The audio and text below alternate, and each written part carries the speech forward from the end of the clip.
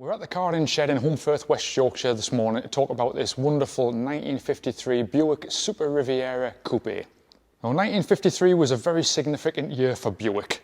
This was the 50th anniversary of Buick. This was their golden anniversary.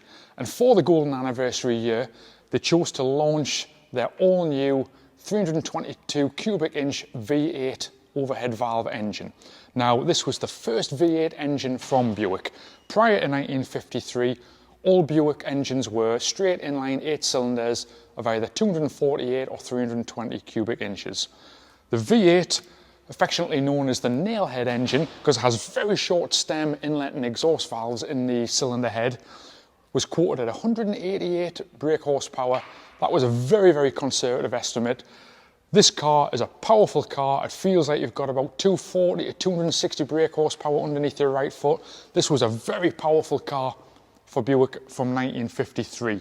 They were very proud of this new engine. It was launched to huge acclaim, and it was an engine that stuck around until 1966 in various increases of displacement over the years. Buick adorned their traditional bomb sight mascot, which had come about in 1946 after the Allied victory in World War II. But for 53, they added this V to it to tell you it was a V8 engine car. We've got all the usual Buick features from the late 40s. We've got the very toothy stainless steel grille here. Because we're into the 50s now, 1953, we've got the huge drag bars on the front bumper there. And to accommodate the new V8 engine, the body of the car was actually widened by 3 inches to accommodate the extra width of the engine. Now this is a Series 50 car, model 56. Now the 50 series and above in the Buick range got the new V8 engine. The special model, which was the 40 series, which was the entry-level Buick, retained the old straight inline 8-cylinder engine for 1953. So it was only the super models and above that got the new V8. To accommodate that, we've got a wider body, and if we look at the proportions on this car, they're absolutely fabulous. This great big wide grille, wide body, and we've got the very deep body line as well, which Buick were renowned for in the early 1950s. Now, being a General Motors product, this car actually shares its Fisher manufactured body tub with the 1953 Cadillac pillarless Coupe. Obviously, Buick added their own wings, their fenders, their own design, but the actual basic platform is the same Fisher body. Aesthetically, we've got the traditional Buick features of the venter ports. These first were featured on a Buick in 1949. We've got the hubcap showing the V symbol, yet again telling you it's the V8 engine car. This traditional Buick sweep spear stainless steel body moulding runs right through the car. It's a gorgeous piece of decoration. The car looks like it's traveling at speed with the decoration that's there.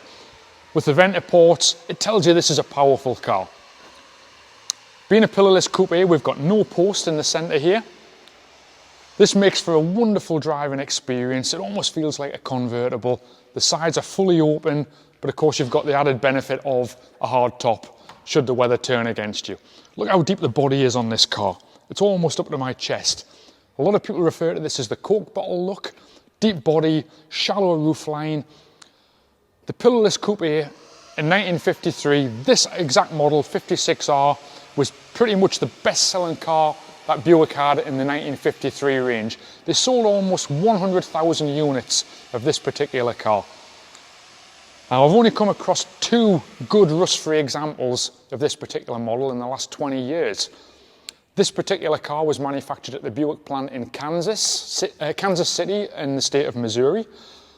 Nice dry state, not overly hot, not overly wet, no salt on the roads, so the body on this car is very, very well preserved. The traditional areas of corrosion, we have a leather bead in there which separates the rear panel, the rear fender, from the body tub. This is a traditional area of very heavy corrosion. We've still got the original leather bead there. Steel condition's fantastic. If we look at the rear arches on the car, this is where a car suffers most of the spray and the water when it's on the road. Traditionally, we get a lot of corrosion in this area. The steel is absolutely brand new around here. There's a perfect metal edge on there. The floors on this car, the underside, the trunk floor, even the spare wheel well where the spare wheel sits, zero corrosion. This really is a super rust-free, dry motor car. Consequently, this car has resided in quite a significant private collection for the last 25 years. Why has it been in a private collection? Well, try and find a 1953 V8 engined golden anniversary Buick. In this model, a pillarless coupe, this is a rare car. And this is actually a milestone car. First year of the V8, this body style, this is a very hard car to get your hands on. Really is a super investment car. Yet again, if we look at some of the detail, Buick 8, of course, Buick famed for their 8-cylinder engines. We've got a V on here also denoting that it's a V8. Lovely style in here without being too ostentatious. A lot of American cars, once we got towards the mid and late 50s, became very ostentatious with tail fins, etc. This car proportionately is just really well balanced. We've got great features. You know, these almost look like rockets on these rear panels here. The same with the overriders on the bumpers. They kind of look like afterburners. The style of the car is just so well balanced. The proportions are so well balanced. It's beautiful. Now this is an original Buick colour. This is Matador red, and we've got the majestic white roof. I think this combination with these lashings of stainless steel body trimmings, the original stainless steel hubcaps and those big 4.5-inch white wall tyres, this car just presents so well on the eye. This really is a stunning looking car on the road. The tyres which are on the car are the correct dimension. I like to see a car sit correctly like it did when it left the factory. People like to change cars, modify cars, customise cars, but this car sits how it should sit. This is how the designer intended this car to look on the drawing board. Sits dead right. These are a cross-ply pattern tyre. Of course, the road holding's not as good as modern radial tyres, but it retains that all-important style. This is what attracts us to these cars in the first place. It's an art form, it's the styling, it's the design. Of course, this is a Harley Earl design. Harley Earl, General Motors' most prolific designer of all time, famed for the Buick Y job of 1939. The 53 Buick, the Super, Riviera Coupe, this is a Harley Earl design. Very, very significant car, very stylish car, and so representative of that early 50s period. If we just take a quick look inside, just look how deep the body is there. The door is just fantastic. If we look inside the car, first of all, if we look at the interior, this is a red and black colour combination, which was a factory colour combination. If we look at the steering column, you'll notice that this is a automatic transmission car, park, neutral, drive, low and reverse. Now this is a Buick Dynaflow automatic transmission. This is a design that was peculiar to Buick. We have no recognisable gear changes in the driving of this car. We have one gear which increases in size as the car increases in speed, which makes for a very futuristic and seamless driving experience. We don't go first, second, third, fourth. There's no interruption in the delivery of power. With this transmission, we've got instant traction and just no gear changes. We see this as a normal thing today with the development of electric vehicles, but Buick were doing this back in the 1940s.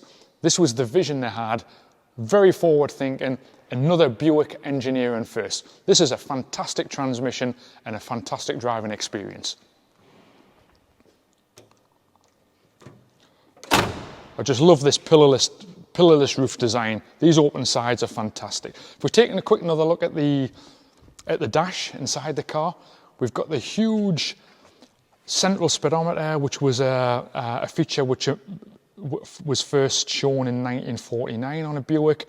We've got instrumentation in terms of oil pressure gauge, always handy to have on an old car. We've got an ammeter, of course a fuel gauge, temperature gauge, beautiful undamaged original steering wheel in this car. As I say, this is a Kansas City car. It was there most of its life prior to importation to the UK in 1991. We've got no shrinkage or no cracks in the steering wheel there. Beautiful condition. And just look at that radio and clock and instrumentation in the central part of the dashboard there. This is the beginning of the jukebox look, lots of chrome, nice deep dashboard, really fantastic style in there. Okay, let's take a quick look underneath the hood.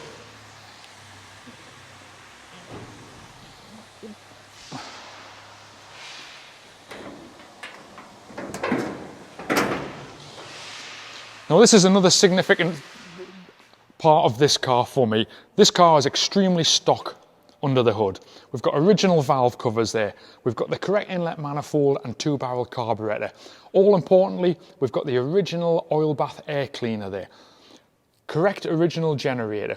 Now, 1953 was another engineering first for Buick in terms of their electrical system. They went to 12 volt in 1953, so it's much more of a modern car. And we have great crank and power for the high compression V8 engine. Of course, this was a new benchmark industry standard on a cast iron V8, 8.5:1 compression ratio. That's what makes this a quick car. Conservatively quoted at 188 brake horsepower.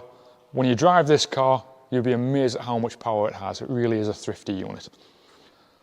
Original vacuum windshield wiper motor there is in place and works quite well.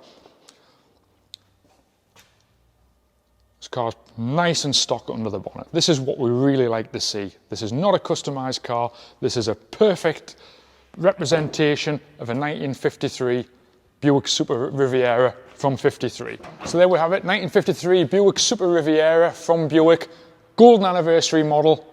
Try and find another one of these. This is a super rare car in really fantastic preserved condition.